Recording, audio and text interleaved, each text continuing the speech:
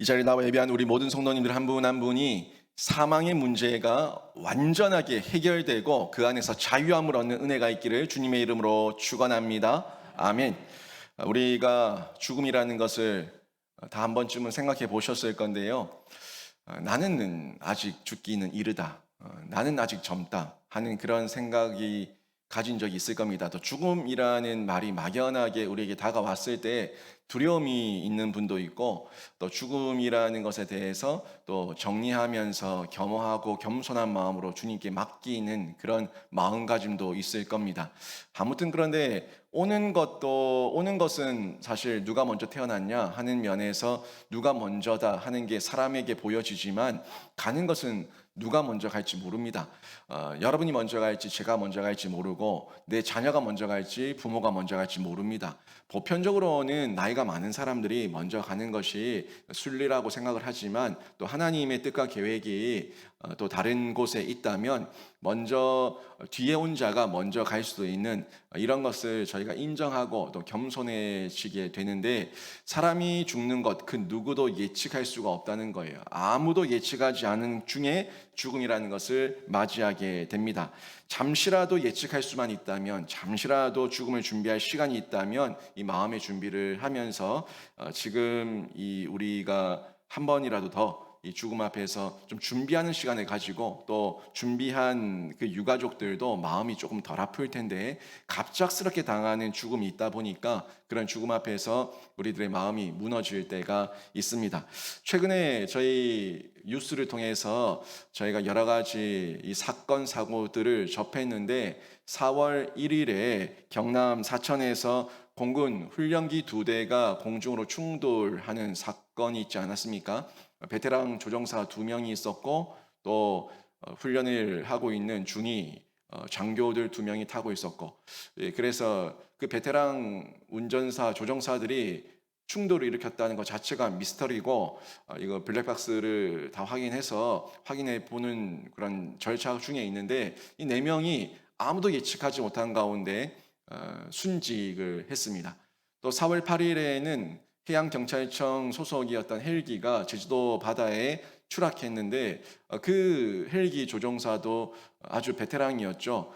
대통령 헬기까지 조종했었던 경력이 있는 그런 분이었는데, 그분이 또 어떤 일 때문에 떨어졌는지 참 미스터리이고 또 의문을 남기는 사고였습니다. 그래서 함께 타고 있었던 3명의 이 공무원들이 함께 순직하는 이런 사건이 있었습니다. 아무도 예측하지 못했고, 이분들 자신들이 내가 이 비행기를 타고 이 헬기를 타면 오늘 죽는다라는 걸 알았다면 그 누가 그 비행기와 헬기를 탔겠습니까? 아무도 생각하지 못했고, 나는 업무를 마치고 다시 복귀할 것이다 하는 생각으로 그 비행기와 헬기를 탔는데 이런 죽음을 맞이하게 됐습니다. 그 죽음을 맞이하는 그분들의 그 순간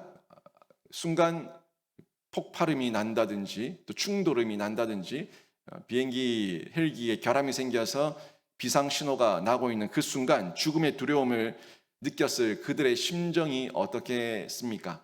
또 그렇게 순직을 하고 죽음을 맞이하는 그 유가족들, 이 자신의 남편들과 아빠를 떠나보내야 되는, 아들을 떠나보내야 되는 그분들의 심정은 어떻겠습니까?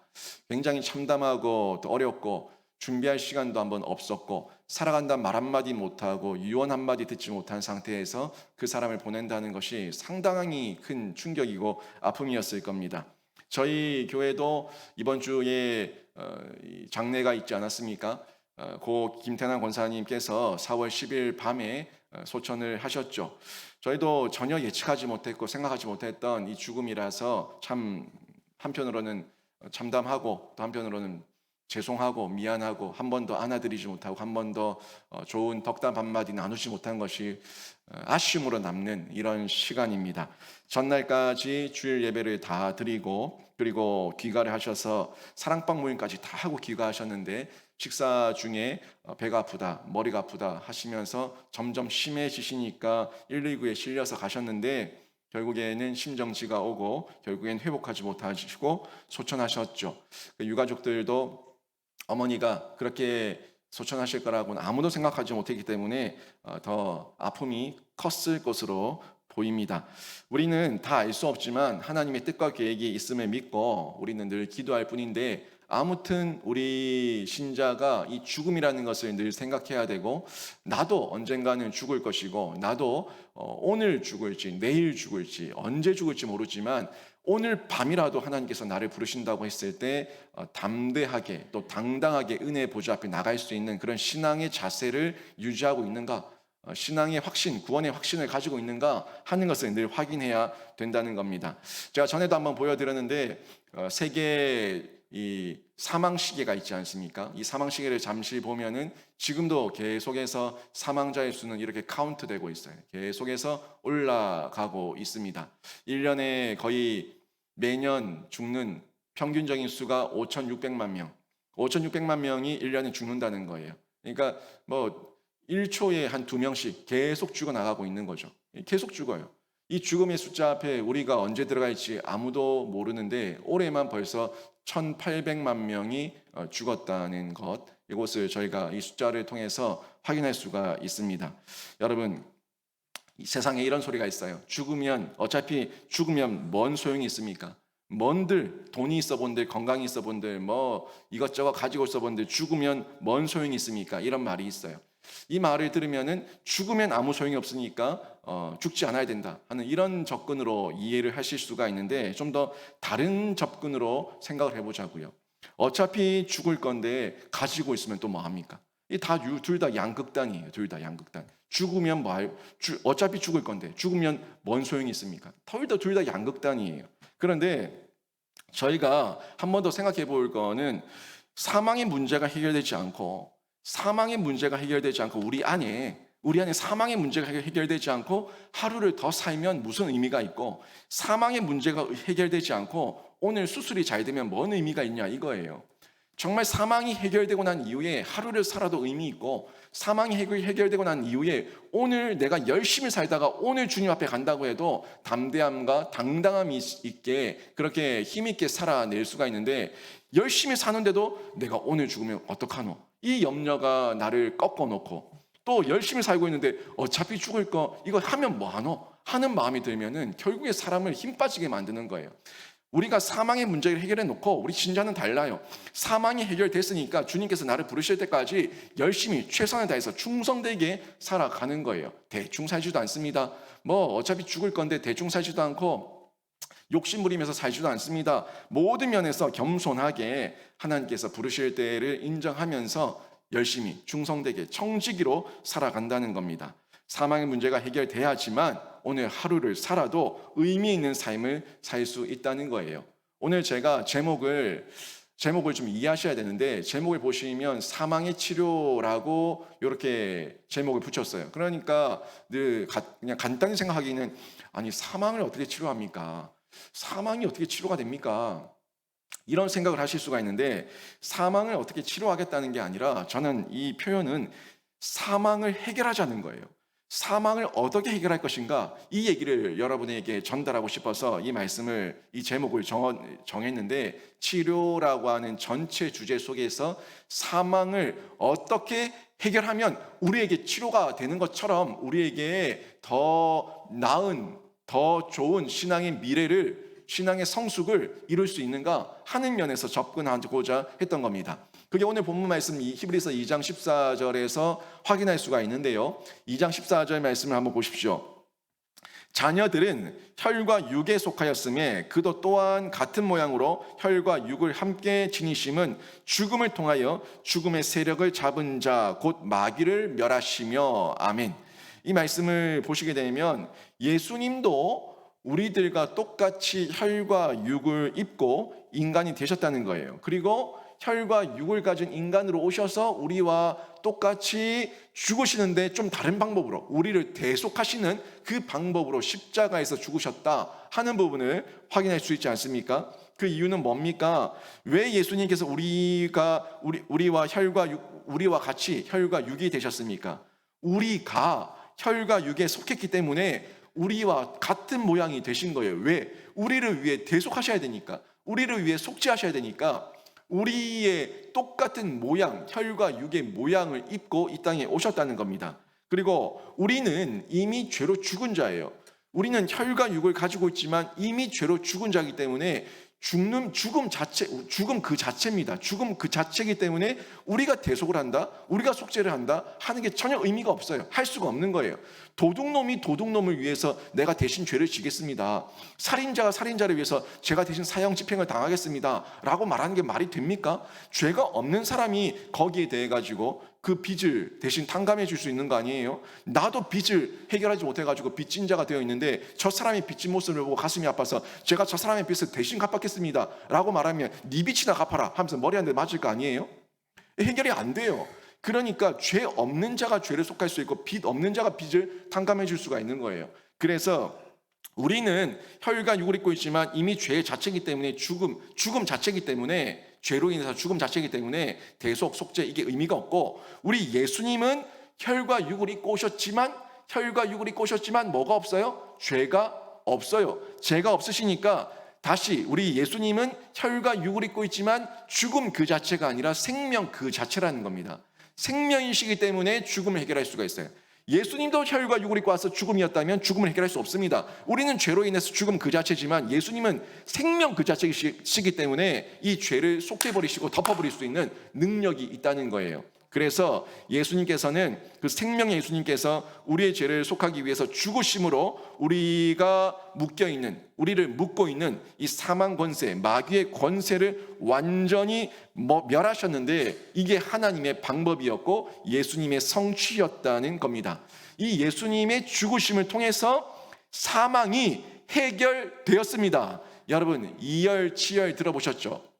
이열치열은 열로서 열을 다스린다예요. 열로서 열을 다스리는 게 이열치열인데, 이 이열치열처럼 우리 예수님께서 죽음으로써 죽음을 다스리는 이사치사를 행하신 겁니다. 이사치사, 사망으로 사망을 다스리신 거예요. 죽음으로 죽음을 다스리신 거예요. 그러니까 예수님의 이 방법을 통해서 우리가 절대 벗어날 수 없었던 사망의 문제를 예수님의 죽으심으로 해결하셨는데, 그게 사망의 치료가 된다는 겁니다. 오늘 이 말씀과 연결되는 말씀이에요. 요한복음 11장 25절에서 26절인데요.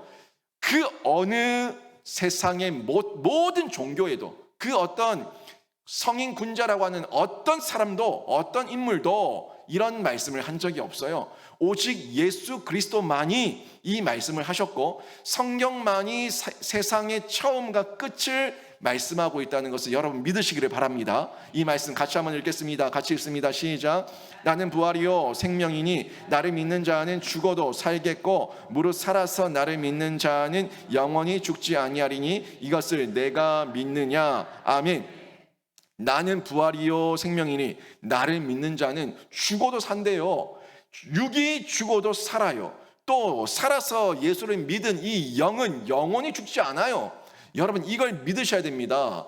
정말 그 사람이 죽어서 땅에 묻히고 썩어지고 불에 태워져서 가루가 되어서 다 뿌려지고 거기에 다 날아가 버리는 아무런 흔적이 없다고 할지라도, 우리 하나님께서는 무에서 유를 창조하신 분이시기 때문에 우리 하나님께서는 이 썩어지고 없어진 육도 다시금 부활하게 하시는 줄로 믿습니다. 또 우리 영은요 이미 천국에 입성했어요. 천국에 천사들의 에스코트를 받아서 입성했기 때문에 우리의 영은 영원히 사는 줄로 믿습니다. 이게 부활 소망이고 생명에 대한 확신입니다.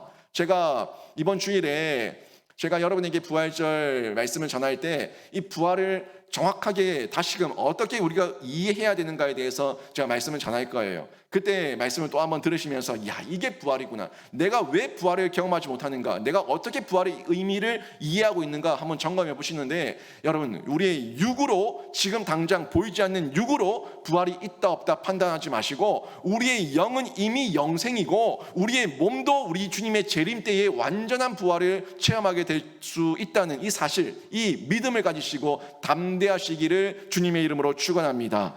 예수 그리스도의 속죄를 믿으심으로 결국 우리는 죽음의 바다에서 허우적대고 있어요. 죽음의 바다에서 나 살려달라고 허우적대고 있는데 예수 생명선이 와서 예수 생명선 위로 건짐 받은 영혼들이에요. 생명을 얻었습니다. 이제 예수 안에서 그 생명선 안에서 누리시면 되는데 구원의 기쁨을 여러분이 누리시고 나누는 은혜를 베푸시기를 주님의 이름으로 축원합니다. 그때 저희가 사망을 호령할 수가 있는 거예요. 사망 앞에서 떨지 마세요. 제가 계속 얘기하지만 좀 더럽지만 세상 사람들은 죽을 때 똥오줌 싸고 죽지만 우리는 똥오줌 싸고 죽는 것이 아니라 웃으면서 평안한 모습으로 진짜 기쁜 모습 가운데 죽음, 이 육체의 죽음을 맞이하지만 그 육체의 죽음이 뭘 기대하고 있는 겁니까? 영원한 부활 소망을 기대하고 있으니까 육체가 웃는 거예요. 천사들이 와서 에스코트를 가니까 그들을 보면서 기뻐하는 거예요. 그러면서 평안한 가운데 눈을 감는 겁니다. 이걸 저희가 기대하는 거 아닙니까? 그때 사망을 호령할 수가 있는 겁니다. 사람들은 죽음을 생각하지 않으려고 합니다. 오늘 밤 죽어도 천국 갈 수 있냐고 물으면 잘 실감이 나지 않습니다. 내가 왜 죽어? 나 아직 건강한데? 그런 말 하지 마. 재수 없다. 이렇게 말하면서 죽음은 재수 없다고 얘기해요. 왜 죽음이 재수 없습니까? 그 죽음은 영원한 생명인데 왜 재수가 없는 거예요? 저는 오늘 밤 당신 죽는다라고 얘기하면 할렐루야 할랍니다. 할렐루야 얘기하고 오늘 밤 간다면 저는 바로 준비하겠습니다. 얼마나 고대하고 기대하고 사모하던 그 길 아닙니까? 그 죽음이 왜 재수 없어요? 우리는요, 이 죽음이라는 것을, 육체의 죽음은 잠시 자는 거예요. 그 잠시 잠자는 시간, 다시 만날 그 육체 잠시 두고 우리 영이 가는데 주님 앞에 기쁨으로 가야 되는 거예요. 그 믿음과 확신이 우리에게 있어야 된다는 겁니다. 그러나 인간은요, 언제든지 이 땅에서 이 우리의 육체가 잠잘 수 있다는 것, 죽을 수 있다는 것을 늘 인정하면서 그런 연약한 존재라는 걸 인정하면서 교만하면 안 돼요. 나 건강한데, 나 안 죽는데 내가 왜 죽어? 재수 없다. 이거 다 교만입니다. 자기가 잘났으니까, 자기가 지금 뻣뻣하니까 그런 소리 하고 있는데 언제든지 주님께서 오라고 하시면 그렇지, 나는 오늘도 지금 순간도 언제든지 주님 부르시면 가야 되지 하는 걸 인정해야 되는 연약한 존재라고요. 여러분, 사람이 혈관 한 개 터져도 쓰러집니다. 혈관 한 개 터져도 뇌졸중으로 쓰러지고 심경색으로 쓰러지고 죽어요. 우리 김태남 권사님도 복부 대동맥 출혈로 소천하지 않았습니까? 혈관 한 개 터져도 감당을 못해서 다 죽는 인간이 우리입니다. 여러분, 그 모습 속에서 뭘 느낍니까? 나는 이렇게 연약한 존재구나. 주님 부르실 때 언제든지 갈 수 있도록 늘 준비하는 신앙의 모습을 가지고 살아가자 하는 거 느끼셔야 되는 거 아닙니까? 그렇게 살아갈 때 우리가 담대할 수가 있는 거예요. 지금 아무리 건강해도 생로병사에서 자유할 사람 누가 있어요? 이 생로병사에서 생을 빼고, 생은 주님 손에 있는 것이고, 로병사, 이 로병사에서 자유한 사람 누가 있어요? 이 로병사의 문제가 전부 다 어디서 왔습니까? 로병사의 문제는 전부 다 죄에서 오지 않았어요? 죄예요, 죄. 죄 때문에 온 문제입니다. 생은 하나님께서 주신 은혜고, 로병사는 늙어가고 병들고 죽는 거, 모든 게 죄에서 왔어요. 이 로병사 앞에서 우리가 어떤 태도와 어떤 반응으로 우리가 해야 반응과 감정을 가져야겠습니까? 모든 것이 하나님께로부터 왔을 때 기쁨으로 감당하고 이것을 우리가 받아들여야 되는 거예요. 로병사, 이건 죄. 죄는 하나님께로부터, 하나님께서 처음 창조하셨을 때의 모습은 아니죠. 죄예요. 부당한 거예요. 불법이에요. 부정이에요. 이거를 우리가 예수 그리스도 안에서 해결받았을 때, 사망의 치료를 받았을 때, 그때 이 로병사 앞에서 우리가 담대하게 외칠 수가 있는데, 사도 바울이 그렇게 믿음으로 외쳤습니다. 같이 한번 읽어보겠습니다. 고린도전서 15장 55절입니다. 같이 한번 읽어봅니다. 시작. 사망아, 너의 승리가 어디 있느냐? 사망아, 내가 쏘는 것이 어디 있느냐? 아멘. 사망아, 너의 승리가 어디 있냐? 없다. 너 사망 승리 없다. 너는 졌다. 사망아, 내가 쏘는 것이 어디 있느냐? 네가 쏘는 것이 나에게 피해가 될 줄 아냐? 나에게 충격이 될 줄 아냐? 나에게 어떤 치명타가 될 줄 아냐? 말도 안 되는 소리 하지 마라. 예수 그리스도께서 이미 사망 권세를 깨뜨리셨다 하는 게 사도 바울의 확신이 있는 외침입니다. 여러분, 사망이 여러분 앞에 점점 다가온다고 느껴질 때, 사망한 너의 승리가 어디 있느냐? 사망한 내가 쏘는 것이 어디 있느냐? 라고 담대하시면서 더욱더 은혜의 보좌 앞에 뛰어드시고 생명을 누리시는 신자가 되시기를 주님의 이름으로 축원합니다. 이게 최고의 복음이에요.